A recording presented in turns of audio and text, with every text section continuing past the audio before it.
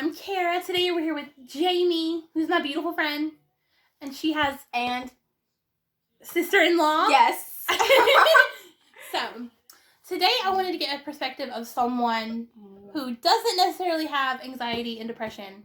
It's so nice to not be the one talking on camera. I can just sit here and wait for your words to just come at me. But Carry on. She doesn't necessarily have those things, but she loves a lot of people who do. I don't know. I would say I have anxiety. Well, I have artist depression. Yeah. Like, if I have something that I created, I immediately get in a really low, like, afterwards. It's like all the energy expelled out of me, and now I don't know what to do with myself other than just lay around and be sad, waiting for another high to, like, come along, if that makes sense. So, yeah, I totally get that. Yeah. She loves a lot of people who have more debilitating forms of anxiety and depression. Like, almost everybody I know. Yeah. I thought it would be fun to ask her some questions and share with you guys her knowledge. She's very, very helpful and supportive and understanding, and she has like a fresh take from an outside perspective. You're talking me up like really high. I hope I can deliver. You totally do. No, for real, guys. Like, she's like my best friend. We were best friends before. That's so sweet. I was thinking of something else. And there have been so many times where like I have been like on the brink, and she like brings me in. She's like, no, like she totally saves me all the time. Like, I'm so lucky I married into such a support system, you guys. So, okay, questions. Bring them at me. Speaking of which, this is my book. And I just Isn't have to adorable? share. It's like so made cute. of paper. It's got all my like channel stuff in it. So, okay. Mm-hmm. So, my first question. So, as an adult that doesn't necessarily have like a diagnosed anxiety or depression disorder, but you have so many affected friends, how does their struggle and family how does their struggle affect you? Oh, I know it's a big question, but I know a lot of times it's so easy from my perspective to be like, I'm the one that's hurting, I'm the one that's like struggling with this, and it's hard for someone who's in it to see what it's doing to their friends and family and know that it does affect them too. Yeah. So that's why I'm asking you that question.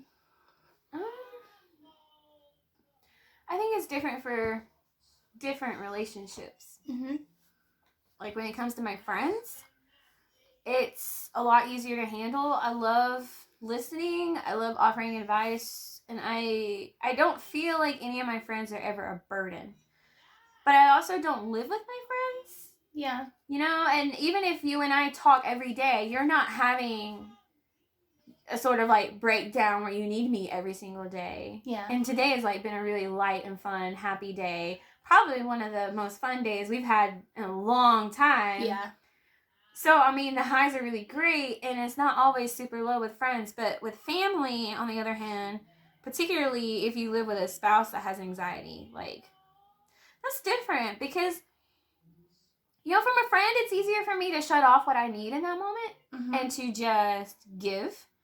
But when it comes to a spouse or even like a parent or just some family member that you have more of a dependency on, it's harder to just shut off what you need and feel like you can interrupt their crisis to tell them that you're struggling with something too. So I think the biggest way it impacts me negatively, because I mean, it does give me opportunity to be closer to people. That's the most positive part of it. I get to be closer. I get to have a real bond that is deeper than anything else you can have with any other person. If you understand somebody's anxiety that they hide in the dark, you know them in a way no one else does. And I appreciate that privilege. But the most negative part of it would be the people who you really depend on and you need to be able to get help from and you can't because they're too busy needing help from you. That is hard. Yeah. That is draining. It's very draining. And you feel like you have to just take care of yourself. You don't have anybody that you can get help from because everybody else has their own drama. So if you are in a situation where you're trying to help them through something and you're hurting, you don't say anything. You just swallow it and you go in another room and you just deal with it on your own. Or you find like that one person who will listen to you and gets it because they're a little bit removed from the situation. Yeah. Yeah. So I would say that that's the hardest part, is that to help somebody with the kind of anxiety that overwhelms the room, the entire house, the entire day, or the entire week or freaking year, you have to be largely invisible. That seems really hard. I feel like we're about to have a moment where we start crying. I was about to cry, and I told myself I wasn't going to cry on my channel, at least That's the most serious I've ever been on YouTube. That makes me feel special. There was with me. I've told myself that I'm not going to be emotional because there's so much of a part of me that's like, when you get to know me, you see all the bubbly, happy. I don't let people see the sad, anxiety. I would have never in a million years understood that how rough it was for you, because you were like the most easily entertained and not entertained. What is the word? Most easily, like I get delighted easily. Like, there you go. Little things like make joy. Me so happy. I think that's because, like on Twitter the other day, she tagged me in something. She's like, "Oh my god, look at the panda! It's so cute. All of its fluffy, roly, I'm like, I think it's because there's so many things that trigger the bad that, at least for me, I have to like grasp onto anything that makes me feel good. Right. So it's like always overstated. But my point was that I told myself I wasn't gonna cry on this channel for a while until you guys got to know me better. But that's probably not gonna happen. So. No. Okay. I bring it out in you. Some of these questions I feel like you're gonna loop over into like repeating, but that's okay. That's fine. There's no problem with repetition. Okay, so I feel like this question's gonna make you cry because it's gonna get deep real quick. Okay. That wasn't deep? Well, it was, but that was the first question. Okay. Okay. So one thing that me and her have talked about, a struggle in our relationship, is that when I am deep into anxiety and depression, I shut everybody out. I have a husband, and I try not to shut him out because he lives with me, so it's kind of hard to be like, just go away. But like, her husband's my brother. Yeah. But like, one thing we talked about is I don't talk to her. It's been a struggle because it's so easy to feel like because she has other people with the same issues that I'm just piling on top of all of the other. I always got time for you, boo. I love you so much. I'm gonna cry. But like, she has so many people to take care of. In case you didn't know, she has like 2 babies. Well, one's 7 and one's 1.5. But the 1.5-year-old is an absolute terrorizing demon. So. But yeah, because of that, there's such a tendency for me to like shut down the whole day and be like, she'll be like, "What's up?" And I'm like, "Nothing. Just watch TV." Like I don't talk to her about it a lot of times. So. Yeah. It's really weird when you come over to my house and you just sit down and you don't really say anything. Yeah. Because, like, I think that scares me the most. It's like, are you sick? Like, what's wrong with you? I'm very talkative when I'm in a high. But no, we're not just talkative. Like, we are loud. We are. In those cases, it's like, I still want to come over to see you, but then when I get here, it almost makes me feel worse, because then I'm like, you're at your friend's house. Cheer up. You have no reason to feel this way. But that's the whole thing, is that there's no reason. It doesn't have to be a reason. Yeah. So. But this is a safe place. Yeah. You can be sad here. I don't care if you show up and cry and we eat ice cream. I love ice cream. And brownies. It's hard to be, like, completely honest. I'm not going to be mad, even if it's, like, a bad answer. Okay. So, when I shut you out. Okay. How does that make you feel? And does it feel better to be leaned on, or is that even, you already said it wasn't a burden, but does it even sometimes feel like a burden, or would you just rather always be leaned on as opposed to shut out? Okay. It's like a multi-part question, so. It is. And like the first answer, I feel like it's different between friends and family. Yeah. It is. I mean, like, with anybody who is shutting down like that, I have come to understand to just let you have at it. Just have your space. My friends that don't live as close by, if I don't hear from them for a few weeks, I've learned not to take that personally. I actually have some friends that have frozen me out for over a year, and I just have to sit and hope that they're okay. Like, I don't sit and hold a grudge over it. Because, you know, whatever's going on with them, I recognize that it's bigger than my own, like, whatever's going on with me. And that's not to say that what I need is not important. It's just that I have the patience. Yeah. To wait it out.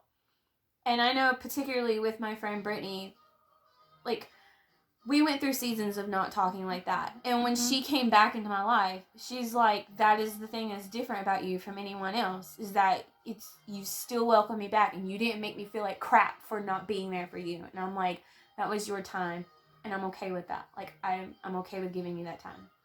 With family though, dude, it's so hard when you feel shut out by family, especially a spouse. Like, it's like, where do you go? I mean, I can't really relate to a spouse, but I know my mom has a lot of issues and she shuts me out. So you would think I wouldn't do that because I know what it feels like, but no. So I know when it's my mom, it's just, it's really hard when it's someone that's your family, and we don't even live in the same house. I can't imagine what it's like to live in the same house with someone and them just completely, like, not be up. Well, I think the hardest thing is that you start to wonder, is there something wrong with me? Like, particularly with a spouse, it's like, I can't make them happy.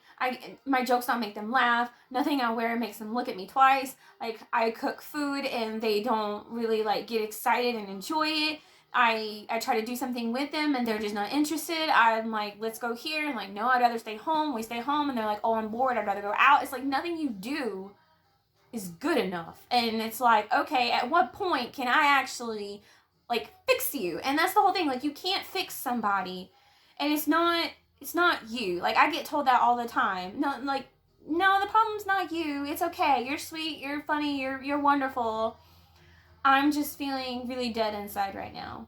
And it's really hard not to take that personally, because you want to believe, as somebody who intimately loves them, that you can break through and be the one that lifts them back up. And when you can't do that, it's kind of crushing. So, yeah. And from my point of view, I can just say that, like, when you are that person who's shutting out the other person, I know what that feels like, because it's such a cycle where, like, aw, we're like, okay, I'll just use you an example. Not that necessarily it's ever happened with you, but there have been times where, like, I'll shut her out because I'm feeling really bad. And then, she'll try to break through and she'll try to talk to me and she'll be like, I miss you, don't shut me out, like, I love you. And you know what that just made me think of? Elsa? And please that's don't horrible. Please don't slam the door. See, this is my point. Okay. So when she reaches out to me and she's like, I still need you and you're still loved and all this stuff. Do you want to build a snowman? It doesn't have to be a snowman. It feels really bad because you feel really guilty for hurting the person you love by shutting them out. Mm-hmm. It's so easy to get into that cycle of, like... Wouldn't you say that having anxiety, though, makes you easily feel guilty over everything? Oh, yes. Like, I sneeze and it's like, oh my God, I'm so sorry. Like, I was too loud. Forgive me, world. Yeah. But, I mean, it's not just an anxiety thing. I think we all do that, especially, like, parents and just, whatever, but... Yeah. But I get that. It must be so overwhelming for you just to, like... Because, like I said, it's not like you just have just me. It's not like it's just me in your life. You have kind of on all sides of her. She has people that are struggling, and you must feel like an island sometimes, and that must feel so lonely. You know, there are some days where I feel like I am the only... I can't think of a word that wouldn't immediately make someone with anxiety feel a little bit of hostility. And I don't want to do that. I'm not trying to be insensitive, but I sometimes feel like I'm the only one that is stable. And I feel like I'm the only one that can be reliable. Like, at the end of the day, when everybody gets home from school and work, they're tired, moods are swinging, it's going nuts. We're starting to see crazy anxiety out of my 7-year-old, and she has an appointment soon so that we can try to figure out how to help her with that and maybe get therapy. And I don't know to what extent it's going to be. Part of me is wondering if she's even on spectrum after all this time of not really having any signs and symptoms. It seems to just be exploding out of her recently, and I don't know if it's a stage or what, but... And everybody comes home, and they walk in the door, and I've missed them all day, and it's been so calm, as calm as it can be when you have, like, a 1.5-year-old running around all over the place.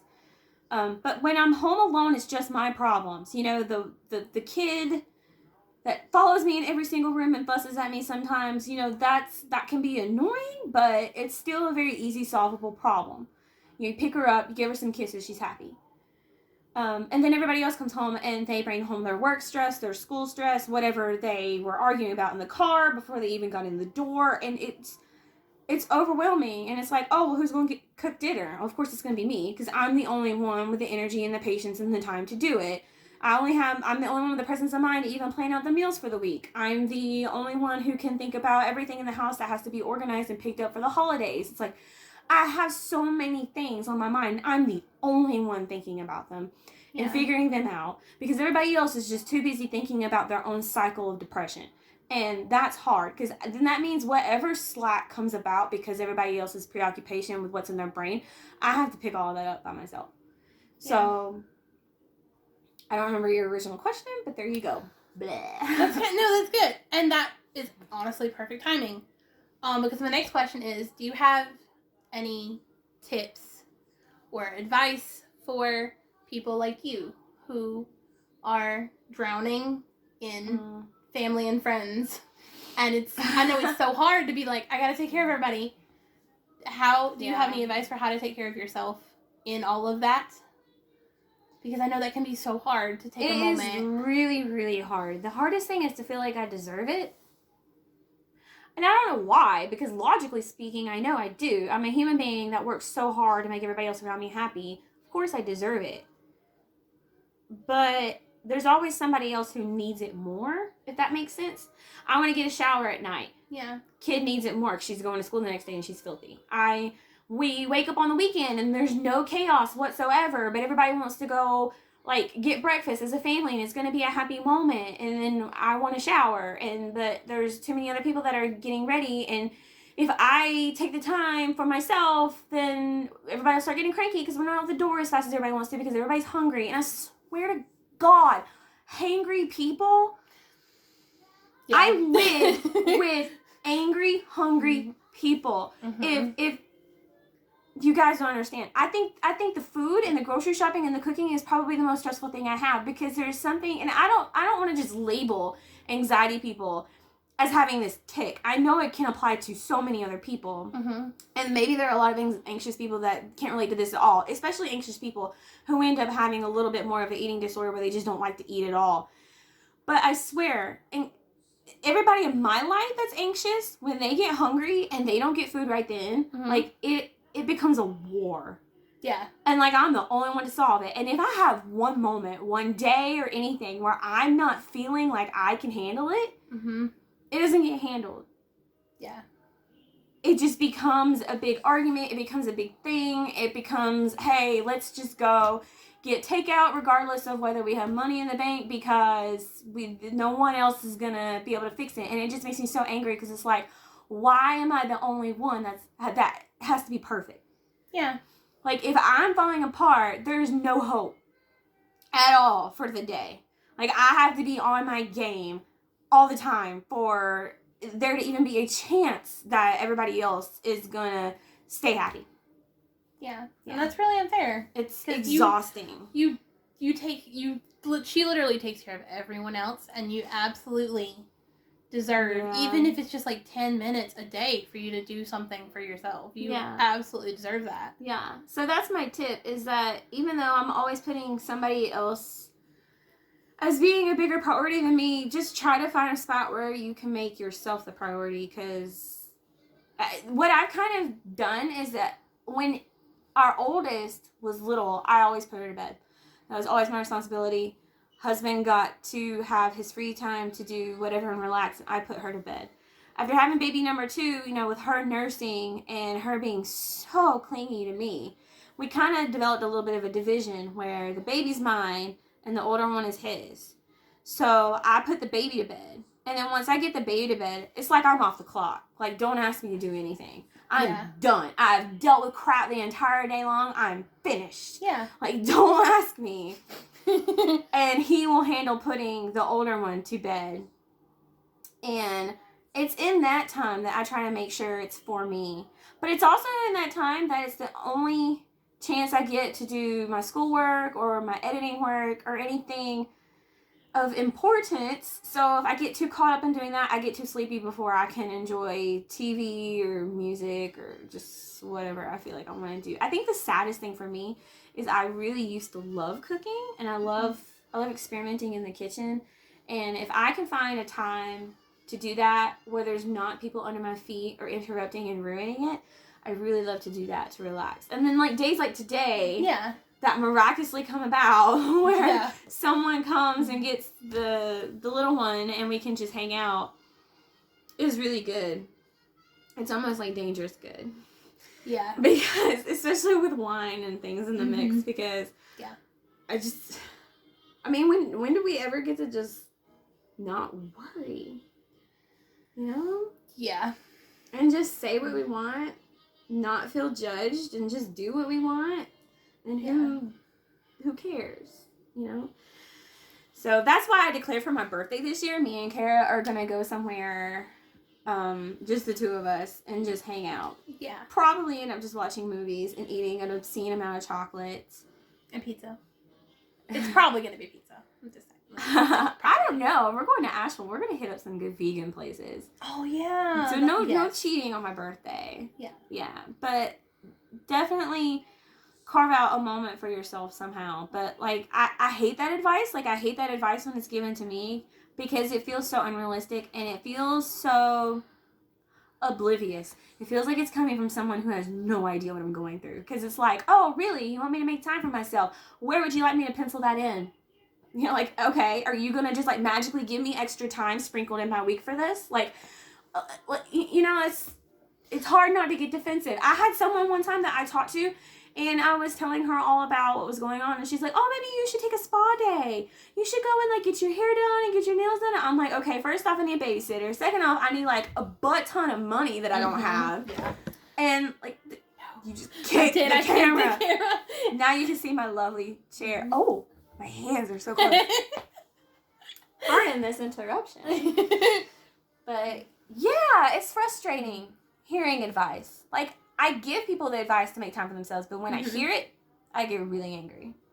Because it always sounds so much easier than it is. Like, oh, it sounds easy to you to say I should take care of myself and do something for me.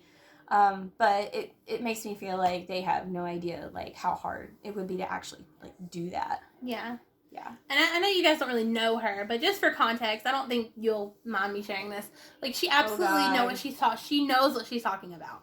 Because there have been, like, days where I'll text her, and she'll be like, I'm taking care of ABCD, and I haven't seen the sky in, like, a week.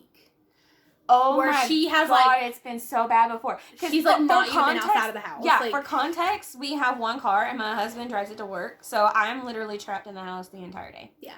And then when they get home, there's too much stuff going on in the evening before it's bedtime, so I will sometimes go 4 days straight before I ever am out a door. Yeah. Yeah. So she does. I know it might, like you said, it might seem like like cliche advice, but it's coming from a person who really does know what she's talking about. So. Well, at least you think so. Yeah, absolutely. That actually answered, like, a lot of my questions. Oops. No, it's good. I like it. It's good. I know you saw me struggle for a long time before I decided, you know, hey, that it's enough and I need to get better, and get help. Like, what would your advice be for someone like me who, like, maybe doesn't have as much support as I do? Like, why do you think it's important for someone to get to that point of actually reaching out for help? Because it's so hard to do. Mm-hmm. And honestly, if I didn't have the support system I have, I don't know that I would have when I did. And especially in our society, there's such you would think, oh, it's 2020 almost, and everybody's, you know, it's all cool now. No, there are still people who associate mental health issues with, like, weakness, and it's taboo, and nobody wants to talk about it. But it needs to be talked about because people are struggling every single day, and I know what that's like. So what would your advice be to, like, you know, to not necessarily, like, convince someone to get help, but, like, why do you think it's important as someone who, like, has seen someone get help? Does that make sense? Yeah. Yeah. I think if you go a certain period of time without any sort of progression and things are just getting worse, or it is making life debilitating to the point where, like, you can't work or you can't keep relationships, if it's hurting your ability to thrive, you should talk to someone. And I don't necessarily mean that you should talk to a doctor or a therapist or get medication. I'm not going to be one of those people that tells you, oh, medication's going to just help you so much and therapy's going to be so great. Like, I don't think that works for everybody. So I can't endorse that. I think what works is just telling your story as much as you can to the right people. And you'll know very quickly if someone's the wrong person. Yeah. Yeah. If they make you feel worse, not a good person. If they are encouraging and help you think, that's a good person. And I think you should talk to them. And if you start to feel personally convicted that seeing a therapist or a doctor would help you because you don't feel like just talking it out is doing enough, then do that. I would like to think, because of the decade. That was great. I would like to think that given our present time where we're focusing so heavily on awareness and acceptance, that people would feel like it's not taboo anymore to go get help, but they do. Like, particularly men. You know, and Yeah. I just mean that statistically. I don't mean that in any sort of like gendered biased way, but particularly men have a hard time with the idea of talking to somebody about their feelings and getting any sort of like intervention for their instability with their anxiety. But I don't know. I think each person's journey is different, and the first thing you should do is just try to do something about it, whatever that looks like for you. Yeah. And one thing that I fully intend on making a video about, it will be coming. You touched on how it shouldn't be taboo and all of these things. Well, okay, so we live in North Carolina, in like Bible Belt. So much Bible Belt. There is this so much. It's a big topic. Here. It's a big conversation, but there will be a video coming about it because it's one of my biggest struggles. I'm not gonna necessarily make this channel a like religious Jesus channel, but it needs to be talked about because so much.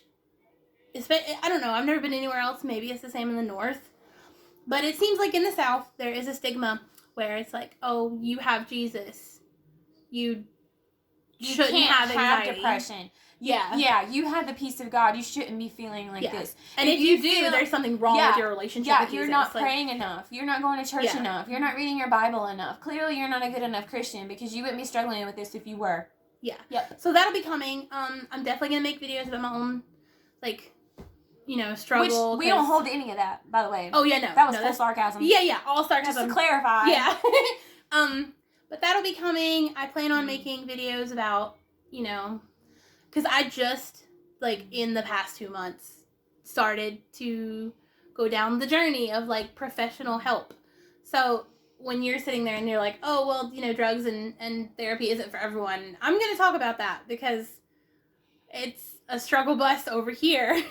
Even though, I've started things and stuff, it's still... Well, that'll be good for you to log because, the changes don't happen overnight. Yeah. Pills have to be adjusted. Mm-hmm. New things happen in life that throw you for a curveball. Yeah. So, I mean, I think it'd be fascinating to just see how you change as you adjust to things and get... I think that'd be good. Not just for people, but for you, too. Yeah. I plan on making a video, about tools and tricks that I've been learning to help with my anxiety. There are no easy fixes, unfortunately, but there are things I'm learning that are helpful in the right timing, like if I catch it early kind of deal. So yeah, if there's anything else you want to see, maybe comment. Okay. One thing I said to Andrew, who's my husband, I had a really bad spout recently and it was bad, and Jamie and my husband and her husband, because he relates to me too, they all kind of like helped me through that. And I said to my husband, I was like, I know there are people out there who don't have the luxury of having understanding support systems. Mm-hmm. And if I can make videos and even help one person feel like they're not alone and be like that voice of like, you know, it's, you know, I'm here. You can comment, tweet me. I'll link everything in the description. Tweet, tweet. And, yeah. You know what's the best piece of advice for someone who needs a good laugh and they're depressed? I know what you're gonna say. Go ahead. What do you mean you're at soup? I'm at soup. What do you mean you're looking for clothes at the soup store? I can't say it. There's something next, but it's yeah. Yeah. It's just more soup. Yeah. What do you mean it's more soup? Okay, so I'm gonna link that video because seriously, I watch that whenever I'm really depressed. It doesn't matter. It makes me laugh. So like she sent it to me, and I straight up had to jump out of bed because I was about to wet myself. Because and now we just quoted at each other because it's so good. Like I laughed so hard. I think that day when you sent that to me, I don't think I've ever laughed so hard in a YouTube video because it just it caught me off guard. I didn't expect it to be so ridiculously. It's just dumb, but in the best way. I think part of it is that it's so loud. It's very loud, so headphone users beware. It's fast paced. It's very fast to watch. It's a very short thing, but that's the best part about it is that there's so much tension and climactic action in just one video. You don't have to shout at me. It's so good. I'm gonna link that. I'm gonna try to find the numbers for. I know a lot of times it's like regional, but I'm gonna try to find the numbers for like, you know, suicide hot. Yeah, maybe I can find some national stuff. I'll try to in the description put those phone numbers and stuff and any kind of like links. So yeah. Hi, welcome to my channel. I'm new, but hi. And maybe I'll be back. Maybe she'll definitely be back. I'll be back. She'll be back. Thank you for watching. Okay. I love you guys. And I love pandas, by the way. That's relevant. So yeah, panda hugs. Random, but very relevant. No, it is. You're gonna hear lots about pandas. Lots of love and don't give up. And I'll see you guys next time.